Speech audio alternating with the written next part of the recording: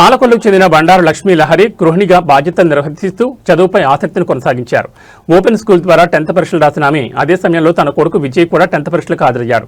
ఫలితాలు విడుదలైన తర్వాత తల్లి లక్ష్మీ లహరి 360 మార్కులతో, కొడుకు విజయ్ 562 మార్కులతో ఫస్ట్ క్లాస్లో ఉత్తీర్ణులయ్యారు.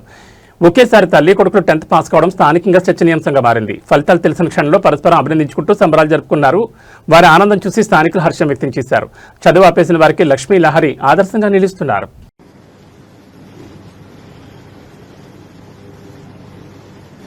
I'm a 562.